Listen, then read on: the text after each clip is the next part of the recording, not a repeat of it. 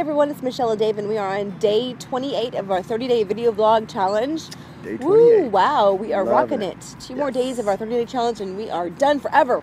Not really, but, you know, I just wanted to say the 30 days is almost done forever. Anyway, getting to the point. Today is a topic that is, I think, is super important in a powerful way. It's really about processing our emotions and how to do that. So Dave has a fantastic story to share, so go ahead. Okay.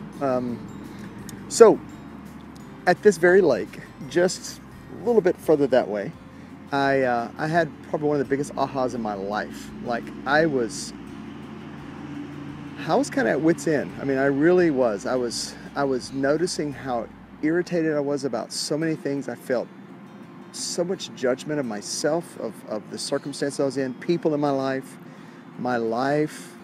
I was just in a really, really sucky place, it felt like. And Jim came over and he was meeting Kaden for the first time, and it was meeting Kaden.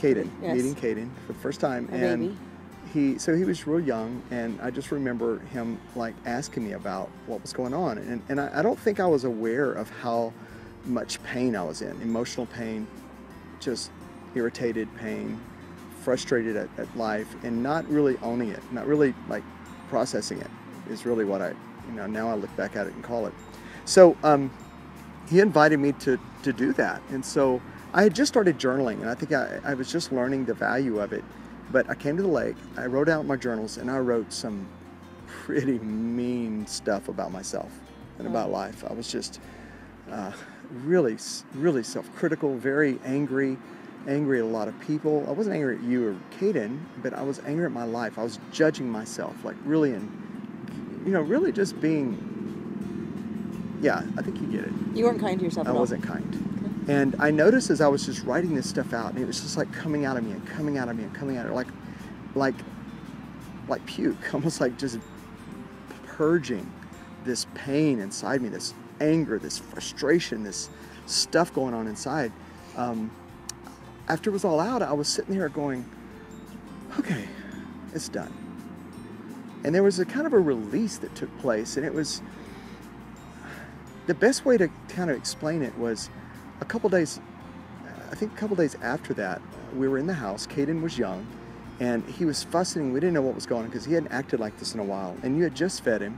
And I remember, you're in the bathroom, and you're, patting him on the shoulder, trying to get him to calm down. And all of a sudden he throws up. I mean, he really throws up. I mean, it goes every one of those pearls, And there's milk all over everything, everyone, the floor. And then we're kind of panicking. Our first child, right, didn't know what to do. And then all of a sudden I look at him and he's sound asleep. Like all the stuff that was irritating him was out now, and he was able to be totally at peace and totally relaxed and sound asleep. Now he was laying in his basically milk. It was throw up, but it was milk. So he spit up all his milk. And then all of a sudden it was clear. It's like, oh, he just had too much milk, and he needed to get rid of that, and he needed to get it out. And so here I was at the lake, and I had this experience that had happened, and I was putting all this together, and the idea came to mind about a faucet, like an old rusty water faucet, like on the side of your house that you never turn on. And the image came up as if you had a realtor coming by, you're trying to show your house, right? And the first thing you do is you're out there with the realtor and with the new prospect to buy your house, and you turn on the water faucet, and all of a sudden this brown, nasty, stinky water comes out. The first inclination is to shut that thing down because you don't want them to think that something's wrong, right, with the house. You want to put your best, the best image forward, and nasty water coming out of the pipes is not a good one, right? And to me, it was kind of parallel with that. Like the throw up was very symbolic of that rusty water. And the interesting thing is about, if you've ever, all of us have had a rusty pipe that you have to open up and empty that dirty water out. On the other side of the dirty water is this clean, fresh, unlimited supply of water. And to me, that's what was happening that day, is that I had this experience where there was rusty water inside poisoning my system in a way. And it was ugly, it stunk, it wasn't pretty, it didn't feel right, didn't feel good. but it needed to come out. And I think it was the parallels of all these experiences happening, what Caden just taught me. He just opened my eyes to see the naturalness and the beauty of just venting out and getting out the stuff that's inside. Now, I'm not, some people may hear this and go, oh, so you're supposed to just be throwing up everywhere on everybody? Like, no, of course not. No. It's a process of getting it out of you until you can get to this unlimited supply of who and what's really going on inside. Because after I had journaled and wrote all these things out and just kind of threw up, there was this kind of thought that came to mind, and it was like a awareness, a God awareness, a spiritual moment that was like, okay, what else do you feel? And it came out like just that clear. What else? And the next thing that came out was this tenderness, like my heart began to start feeling like the other side of pain, like love, like... And peace? Yeah, peace. It was like what Caden had experienced when he threw up and he was at peace. I was at peace and then I started writing, and all of a sudden, everything, all the opposites of what I had just wrote about came out. And I actually wrote a blog about it, and I'll put a link to that in here. But it was so profound to me that I've shared that story with so many people about the value of processing.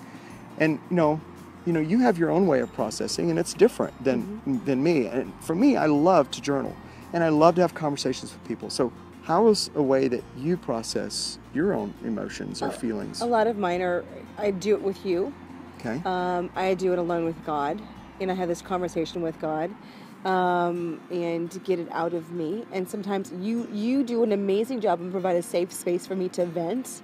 Yeah. And I have vomited all my stuff, and you just sit there and you just listen. Not always, but and I don't guess react, most of the time, and freak out a little bit sometimes. But you do But amazing. we get to the other side of it. We get to the other side of it. And then I recognize I'm like I'm just venting right now. I just need to get it out of me to get to the right place, and to give myself, which you do an amazing job. My mom does a great job with me too, allowing me to process without judging me, where I am, what I'm going through right now, and just letting me get it out so I can get perspective. Yeah, like don't give this a meaning. Right. Just me venting. Clearing it out. Yeah. And I do it with God as well. I'll have those moments. I'll go on a walk. I love to walk, and walking is great because I'll just go and listen and vent and think through some things and talk it out to myself and with God and with other people too. There's a handful of people I talk things out with. Get on the phone with somebody processing with out loud. Right. And so Jim was very helpful for that as well when we would do that real often.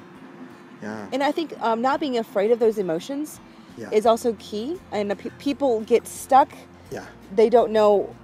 It becomes very explosive on people, or they don't manage them well, right? And unless you stay in it long enough, it looks like that's all there's going to be. Right. And it looks like, okay, I'm gonna hurt somebody, and I don't want to hurt somebody, so I withhold. Right. And when you withhold, you don't get through. And then people use unhealthy tools. They'll use they stuff with emotions and they get physically sick.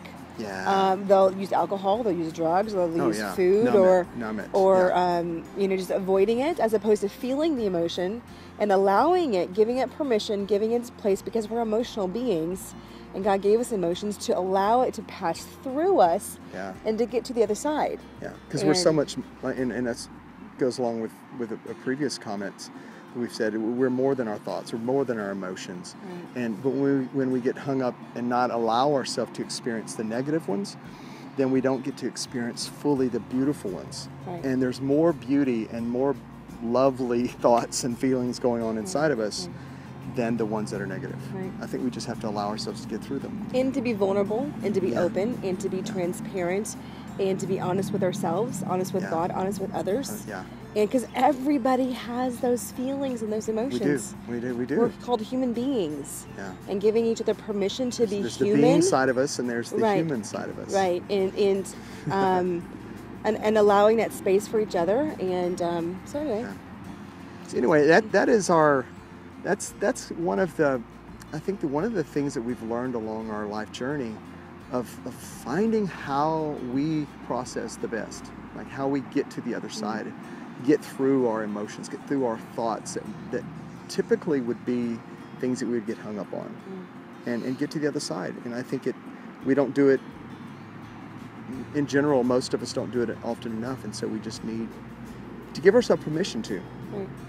So yeah. Take care of our hearts. It's a way of taking care of our Yeah. hearts, our lives, our families. When you take care of you and do your journaling, does me a world of good.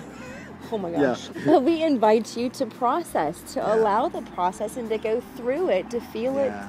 to allow it to get to the other side of it. And whether you use journaling, and Dave's got some great tools for Conversations. journaling. Did I say drooling? Drooling. Journaling. Journaling. Great tools for journaling, and as well as conversations, Yeah. or connecting with other groups of people. So Yeah, whatever it you know, takes. whatever, However and walking, whatever it running, takes. but getting that emotion out. It's just the key is getting that emotion out. And for me, of course, it's like verbalizing. Yeah. So Awesome. yeah. So, there you go. That's today's Yay. video. Okay. Thanks for watching. We heart you. We love you. We heart you. Heart you.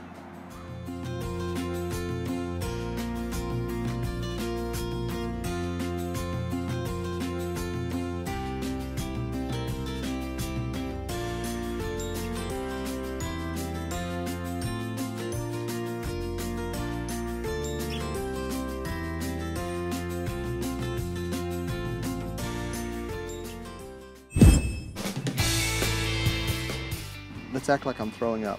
Like, and Okay. you're like you're like going. Okay. Ready? Ready? Ready? Okay. Okay, you gotta hold it. Do it again. What are you doing? You like that? You do again.